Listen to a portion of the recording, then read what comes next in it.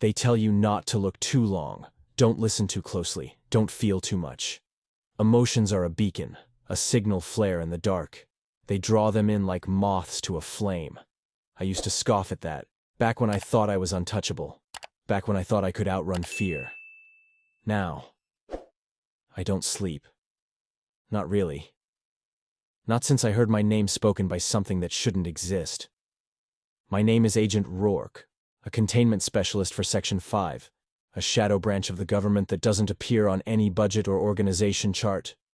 We hunt monsters, things that crawl through rifts in reality, slipping from dimensions where physics and sanity don't apply. Our gear?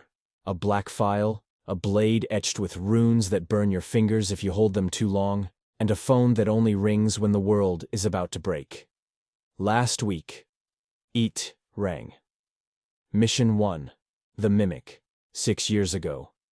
Location, Red Hollow, Nevada. They sent me in green, paired with Agent Kessler, a grizzled vet with a limp and a laugh like gravel.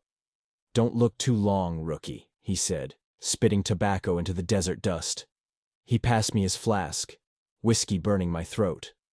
"This job'll make you a ghost or a god, kid. Pick one." The rift was a shimmer in a cave mouth, air rippling like a fever dream. A rancher, his dogs and half his herd had vanished. Locals whispered of lights in the hills, voices in the wind. Section 5 knew better. Type 2. Mimic class, Kessler said, checking his rune blade. "Wears faces, stay sharp." The cave was a throat, walls wet and pulsing, exhaling a mist that burned my lungs. My headlamp caught my sister's face, drowned at 10 in the stone, her eyes pleading.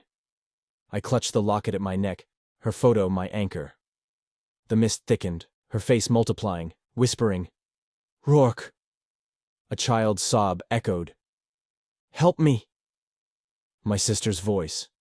My heart clawed up my throat. "Don't!" Kessler snapped, grabbing my arm. "It's not her." The sobbing turned to laughter, jagged, glass breaking in reverse.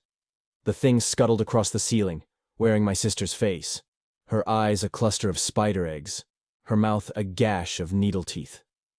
The cave exhaled, its walls tightening, mist forming her face on every surface. "Rourke," it hissed, my name instinctive, like it plucked it from the air. "How's it know my name?"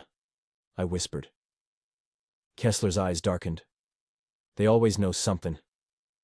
Don't let it learn more." It lunged. Kessler slashed its side, ichor sizzling the stone.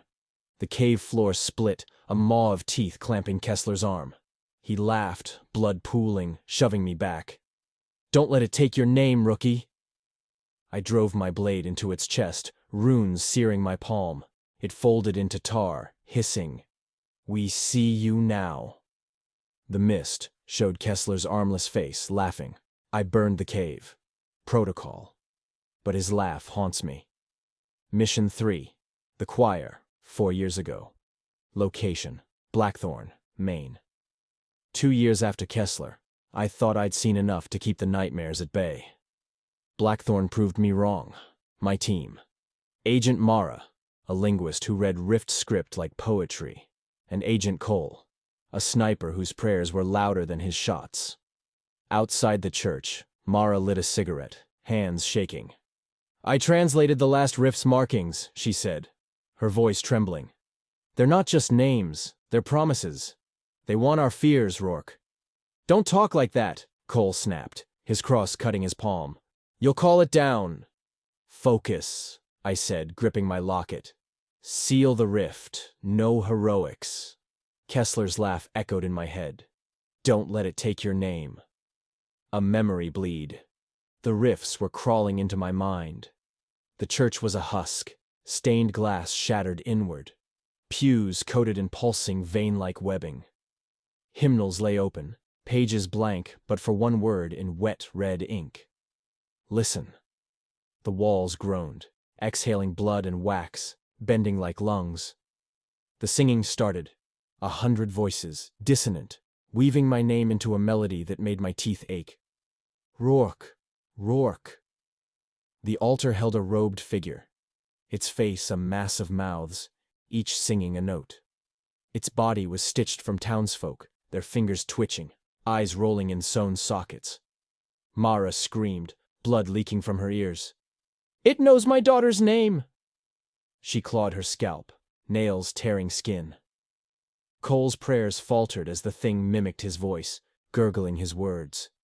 He clawed his throat, screaming, as if something crawled inside. Kessler's armless face flickered in the shadows, laughing. "Why didn't you save me, rookie?" The church blurred into the Nevada cave, my vision splitting. Mara threw a sonic disruptor. "Shut it up!" she yelled. The device sparked, silencing the song, but the thing flowed like oil, mouths snapping. Webbing lashed Cole's legs, pulling him into the altar.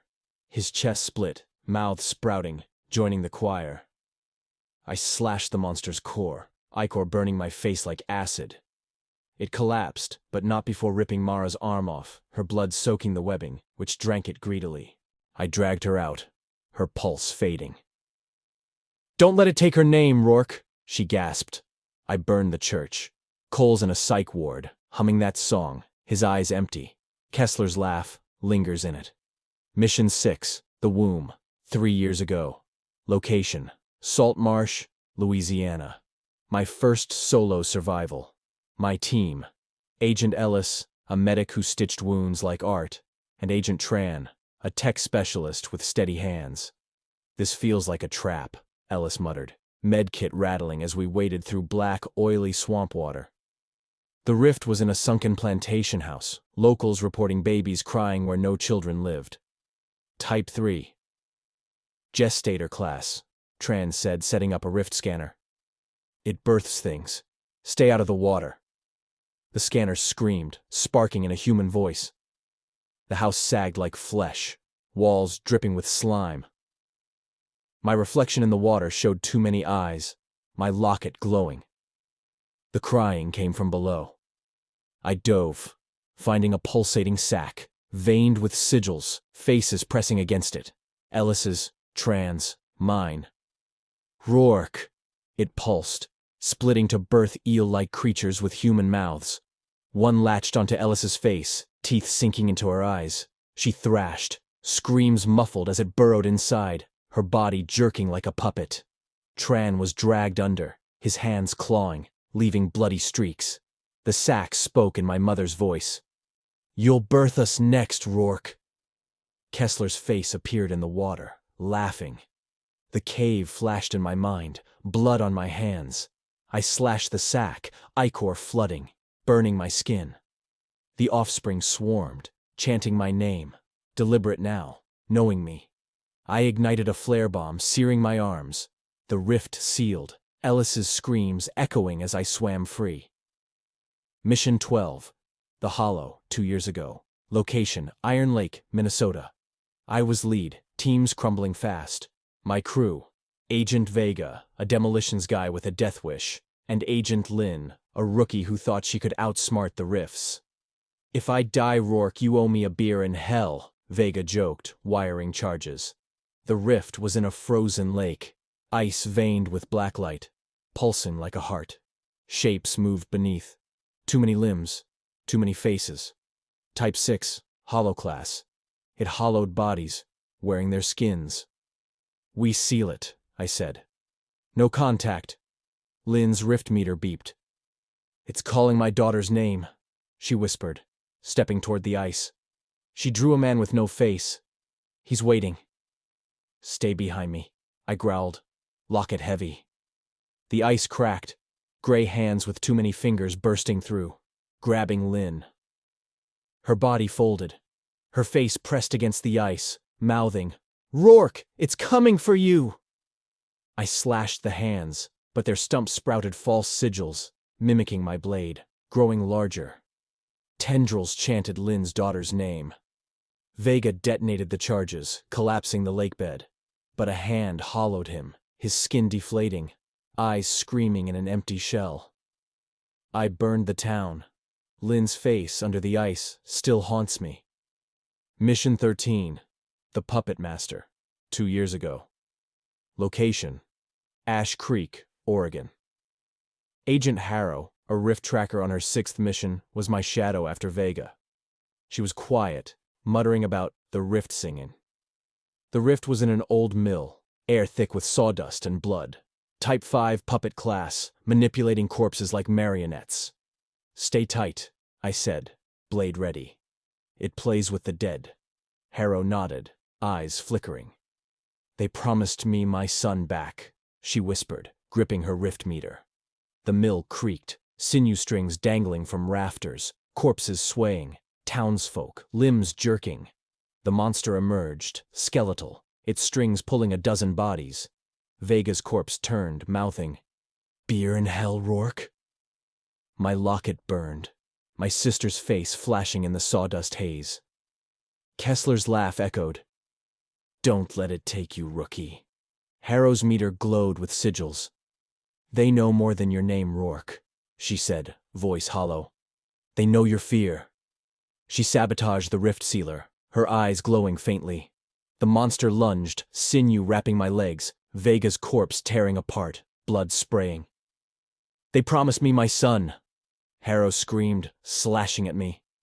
I drove my blade into her chest, her blood soaking the sawdust. "They'll use your guilt, Rourke," she gasped, collapsing. I sealed the rift, burned the mill. Harrow's betrayal broke my trust in teams. Mission 27, The Tower, present day. Location: Broken Pine, Montana. Now I hunt alone. Rifts open faster, monsters smarter. Type 8, unknown class. No data, just bodies and a firewatch tower in a silent forest. The air reeks of decay, sulfur, and blood. The tower's walls are raked with claw marks, bending like lungs, blood dripping from scrawled words. It learned my name. Rourke. A voice slithers. Kessler's laugh, Mara's screams, Lynn's whispers, Ellis's cries, Harrow's betrayal. My locket burns, my sister's face warping inside. My blade's runes flicker, weak. The thing steps into my headlamp. Wearing my mother's face, cardigan unraveling into shadow tendrils. Its eyes are oil slicks, mouth a gash of needle teeth. It shifts. Kessler's armless grin, Mara's bleeding arm, Lynn's ice-trapped face, Ellis's eyeless scream, Harrow's glowing eyes, singing my name in a choral wail. Its body splits, a hollow shell birthing eel-like mimics with my face, chanting, "We are all you've lost, Rourke. We are what you'll become." I slash its sigils, but it mimics my runes, tendrils sinking into my arm like worms. My locket falls, its photo twisting into the thing's multi-eyed face. Kessler's laugh floods my mind. The cave, church, swamp, and ice blurring together. I ignite a flare bomb, burning my hands raw. It collapses into fog, whispering, "We're not done, Rourke. You'll open the next rift." I burn the tower. Protocol. The ashes choke the air, but the rifts hum louder. Kessler's laugh, Mara's blood, Lynn's face, Ellis's screams, Harrow's betrayal clawing my mind like a memory bleed. My locket's photo is blank. My sister's face stolen, its metal searing my chest. The motel mirror lies shattered, my blood on the glass from when I saw my eyes flicker with sigils. My rune blade pulses faintly, a heartbeat fighting to survive. The phone doesn't ring. It screams. Static erupts, my name layered in voices. Kessler's gravel, Mara's plea, Lynn's whisper, Ellis's cry, Harrow's guilt. I grab my rift meter, its screen flashing coordinates 50 miles north, a new rift, pulsing like a wound.